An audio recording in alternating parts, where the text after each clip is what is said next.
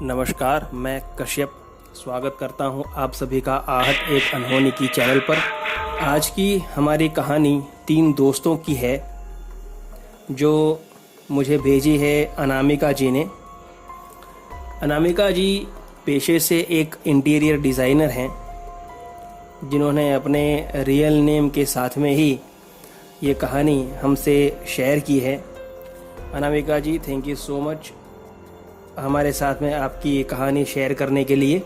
तो आइए बढ़ते हैं हम हमारी कहानी की तरफ। ये कहानी है मेरे बचपन की।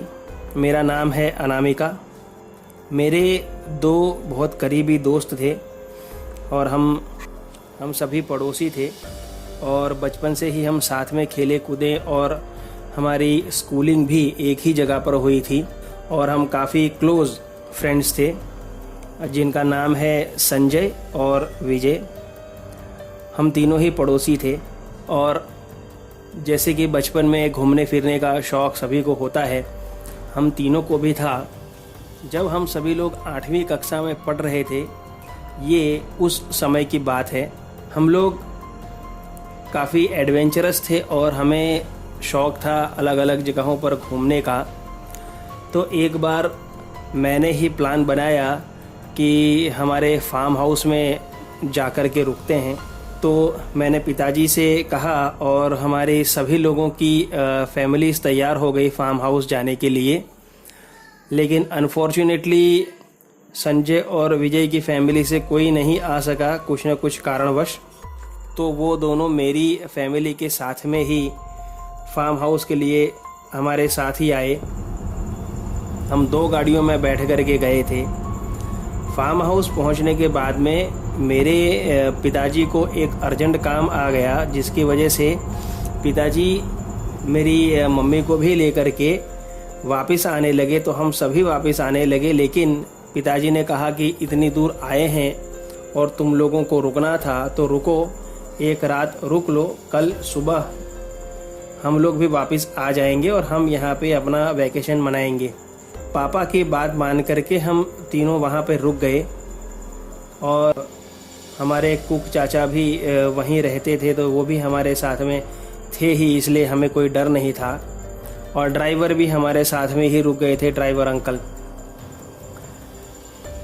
हम लोग डिनर करने के बाद में काफ़ी बातचीत करके रात को करीबन 12 साढ़े 12 के करीब अपने अपने कमरों में गए। मेरा बेडरूम अलग था तो मैं अपने बेडरूम में सोने के लिए चली गई और संजय और विजय दोनों एक ही कमरे में रुके थे। मुझे सोते करीब आधा घंटा या 1 घंटा के करीब ही हुआ होगा। तभी अचानक एक बड़े हवा के झोंके से मेरी नींद खुल गई और मैंने जो नज़ारा खिड़की पर देखा उससे मैं बहुत ज़्यादा डर गई। मैंने देखा कि एक सफ़ेद साड़ी वाली औरत अचानक ही खिड़की से बहुत तेज़ी से गुजरी और मेरे कमरे का दरवाज़ा खोले बगैर ही दरवाजे से पास होकर के चली गई। ये देख करके मैं बहुत ज़्यादा डर गई और मैं तुरंत वहाँ से चिल्ला करके विजय के कमरे में भागी।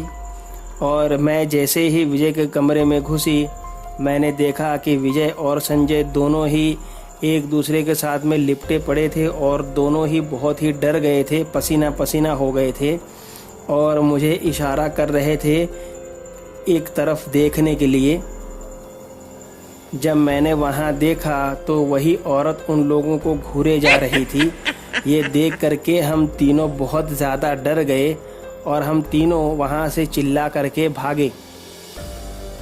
और हम जैसे ही ड्राइवर अंकल के रूम में गए, तभी हमने देखा कि वही औरत ड्राइवर अंकल के सीने पर खड़ी है और ड्राइवर अंकल के मुंह से खून निकल रहा था। इसे देख करके हम और भी ज़्यादा डर गए और हम वहाँ से चिल्लाते हुए भागे और बाहर जा कर के हम हमारी कार में बैठ गए, जो लकीली उस वक्त उसके दरवाजे खुले ही थे।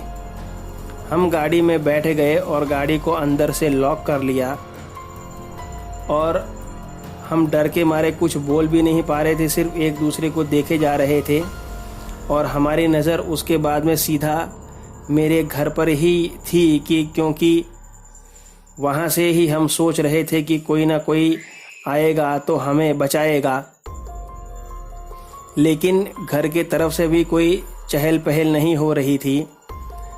करीबन 1-1.5 घंटे के बाद में फिर से वही सफ़ेद साड़ी वाली औरत, जिसका चेहरा काफ़ी ज़्यादा बिगड़ा हुआ था, चेहरा ऐसा लग रहा था जैसे उसके मुंह किसी ने काट दिया हो और उसकी जीभ भी बाहर लटक रही थी जिससे खून टपक रहा था, और वो धीरे धीरे हमारे करीब आ रही थी। और वो इस तरीके से हमारे करीब आ रही थी जैसे वो हमारे डर को और ज़्यादा बढ़ाना चाहती हो। इस तरीके से बहुत ही धीरे धीरे छोटे छोटे कदम लेकर के वो हमारे तरफ बढ़ रही थी, और उसे देखकर हम इतने ज़्यादा डर गए थे कि हमें ऐसा लग रहा था कि आज हम किसी भी हिसाब से नहीं बचेंगे।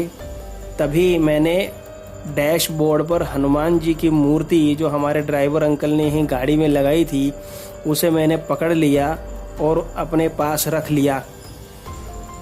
उतने में झटके में ही वो औरत गाड़ी की विंडशील्ड पर आकर इतनी ज़ोर से चिल्लाई कि ऐसा लगा जैसे गाड़ी के सारे कांच ही टूट जाएंगे, और वो गाड़ी को इतना ज़ोर से खोलने की कोशिश करने लगी जैसे वो हमें तुरंत के तुरंत मार डालना चाहती हो।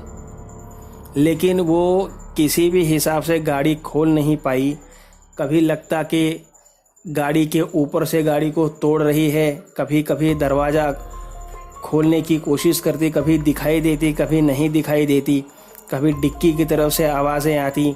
उसने गाड़ी को भी 2-3 बार ऐसा हमें लगा कि उसने उठा के पटका हो, लेकिन वो गाड़ी को खोल नहीं पाई।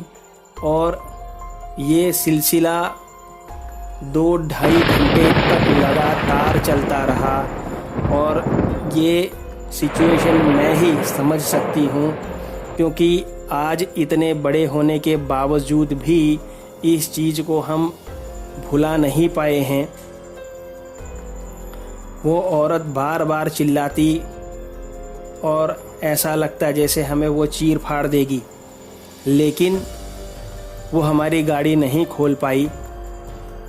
और सुबह जब सूरज की रोशनी निकल आई, काफ़ी सुबह हो चुकी थी, करीबन 8 बजे थे, तब कुक अंकल अपने घर से आए वहाँ पर हम लोगों के लिए नाश्ता बनाने के लिए। तब उनको देख करके हम गाड़ी से तुरंत डर से वहाँ निकले हैं बाहर, और हमें देख करके वो भी चौंक गए कि बच्चे गाड़ी में क्या कर रहे थे। और हमने उन्हें सारी बात बताई, और हमको लेकर के जब कुक अंकल घर में घुसे तब ड्राइवर अंकल की लाश भी हमें कमरे में नहीं मिली, और कमरे में कुछ भी नहीं था। ये देख करके कुक अंकल भी कुछ समझ करके उन्होंने हमारी फैमिली को फ़ोन लगा दिया। पापा और मम्मी तुरंत जो है वहाँ पर आए, और सारी सिचुएशन मैंने मम्मी पापा से बताई। पापा ने सारी चीज़ें देखी और ड्राइवर अंकल की खोज खबर की, लेकिन ड्राइवर अंकल नहीं मिले। पापा ने पुलिस कंप्लेन की उनके मिसिंग होने की, लेकिन आज इस मैटर को 16 साल हो चुके हैं, लेकिन ड्राइवर अंकल नहीं मिले। ये हम ही जानते हैं कि उनके साथ क्या हो। दोस्तों, मेरे पिताजी को सारी बात बताने के बाद और ड्राइवर अंकल के मिसिंग होने के बाद में पिताजी ने 1-2 महीने में वो प्रॉपर्टी बहुत ही कम दाम में बेच दी थी, और उसके बाद में हम कभी भी उस तरफ नहीं गए हैं। आज मैं, विजय और संजय तीनों जब भी मिलते हैं तो उस इंसिडेंट को एक बार ज़रूर याद करते हैं, और जब भी याद करते हैं हम लोग डर जाते हैं। हमें ऐसा ही लगता है कि कहीं ऐसा हमारे साथ दोबारा ना हो। तो दोस्तों, कैसी लगी आपको आज की कहानी, मुझे कमेंट बॉक्स में ज़रूर बताइएगा। तो मिलते हैं अगली कहानी में। तब तक stay home, stay safe. Thank you.